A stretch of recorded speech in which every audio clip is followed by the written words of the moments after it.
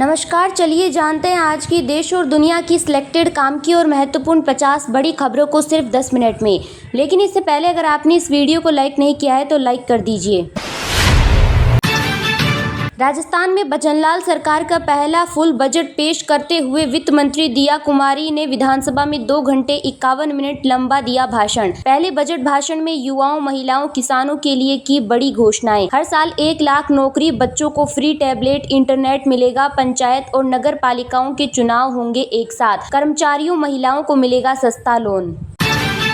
7 राज्यों में उपचुनाव, 13 विधानसभा सीटों पर 63.23% वोटिंग। बिहार में ग्रामीणों से झड़प में एसएचओ का सिर फटा। बंगाल में भाजपा टीएमसी समर्थक भिड़े। सेमसेक्स मैरिज की सुनवाई से हटे justice Sanjeev Khanna. Supreme court में सुनवाई टली। 52 रिव्यू पिटीशन पर नई बेंच करेगी फैसला। तलाकशुदा मुस्लिम महिला पति से गुजारा भत्ता लेने की हकदार। सुप्रीम कोर्ट ने कहा वो सीआरपीसी के सेक्शन 125 के तहत कर सकती है दावा।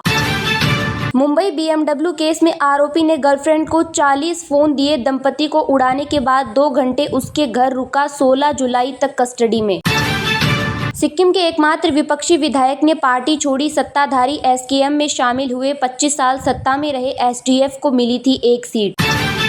कर्नाटक सीएम सिद्धारमैया पर धांधली की शिकायत। मुआवजा पाने के लिए फर्जी डॉक्यूमेंट्स बनाने का आरोप। पत्नी और साला समेत 10 लोग शामिल।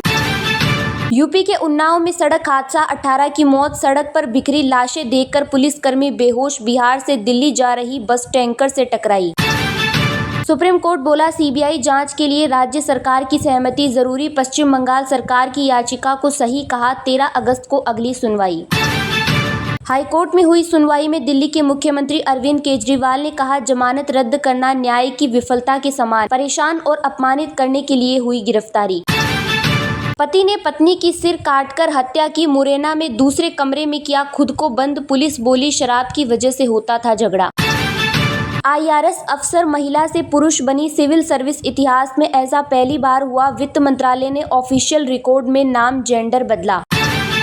टीवी सीरियल्स, फिल्मों में नहीं दिखेंगे सिख शादियों के सीन। अकाल तख्त जत्थेदार बोले गुरुद्वारा सेट और नकली आनंद कारज गलत। एसजीपीसी से रिपोर्ट मांगी। महबूबा की बेटी का आरोप, मेरा फोन पेगासस स्पाईवेयर से हैक किया गया। आईफोन पर आया था अलर्ट। प्रोजेक्ट मैनेजर के पैर छूने बड़े नीतीश, अफसर ने रोका। पटना में जेपी गंगा पथ का था लोकार्पण। पहले छू चुके थे मोदी के पैर। भगवान बलभद्र की मूर्ति गुंडीचा मंदिर में सेवादारों पर गिरी। ताल ध्वज रथ से उतारते समय हादसा, 9 घायल, मूर्ति सुरक्षित। उत्तराखंड में पाताल गंगा लंगसी टनल पर पहाड़ गिरा। जोशीमठ बद्रीनाथ हाईवे बंद। राजस्थान समेत 19 राज्यों में आज भारी बारिश की चेतावनी। संघ के प्रांत प्रचारकों की 3 दिवसीय बैठक 2025 होगा। संघ का शताब्दी वर्ष 1 लाख शाखा बनाने का लक्ष्य। जमीन पर उतारे जाएंगे सामाजिक प्रयोग के काम। ड्रीम गर्ल ने छत्तीसगढ़ के सॉफ्टवेयर इंजीनियर से ठगे 1.5 करोड़। मध्य प्रदेश के मिमिक्री आर्टिस्ट ने कभी ईडी आरबीआई अफसर तो कभी जज बनकर ट्रांसफर कराए पैसे। अमृतसर पुलिस की जांच में शामिल हुई मकवाना एडीसीपी आहलूवालिया। बोली ऑनलाइन बयान भेज दिया, जांच के बाद होगी गिरफ्तारी। मोदी पुतिन की मीटिंग रद्द हुई। क्रेमलिन ने सफाई दी, कहा दोनों के बीच कोई विवाद नहीं। समय कम पड़ने पर रद्द हुई वार्ता। बस्तर में भी रेडी टू ईट की सप्लाई हुई बंद। आंगनबाड़ी केंद्रों में नहीं पहुंच रहा पोषक आहार। पुतिन मोदी की मुलाकात पर वर्ल्ड मीडिया का रिएक्शन। एनवाईटी ने लिखा पुतिन को अलग थलग करने की कोशिश कमजोर हुई। बीबीसी बोला मोदी ने संतुलन बनाया। पीएम मोदी ने कहा यह युद्ध का समय नहीं। फिर ऑस्ट्रेलिया ने आगे बढ़ाया कदम और कर दी बड़ी पेशकश। गर्लफ्रेंड संग नए घर में गृह प्रवेश करने वाला था पति, तभी आ धमकी पत्नी। फिर शुरू हुआ हाई वोल्टेज ड्रामा। अयोध्या में अरबों रुपए का जमीन घोटाला। अखिलेश यादव ने आर्थिक साजिश कहा, जांच की मांग की। भारत की ओर आकर्षित हो रही बड़ी कंपनियां। पीएम मोदी बोले मेक इन इंडिया से दुनिया को मिल रहा लाभ। पीएम का मणिपुर दौरा करना या नहीं करना कोई मुद्दा ही नहीं। हम 24 घंटे उनके संपर्क में हैं, बोले मणिपुर के मुख्यमंत्री सीएम बीरेन्द्र सिंह। दिवंगत कैप्टन की पत्नी की तस्वीर पर गंदे गंदे कमेंट। महिला आयोग की मांग, गिरफ्तार हो हैवान। विशेष राज्य के दर्जे की मांग पर बोले नीति आयोग के सदस्य, राज्यों की समस्याओं के व्यवहारिक समाधान की जरूरत। बर्फ के पहाड़ में लापता होने के 9 महीने बाद मिला सेना के 3 जवानों का शव। 18,700 फीट की ऊंचाई पर कई दिनों तक चली खुदाई।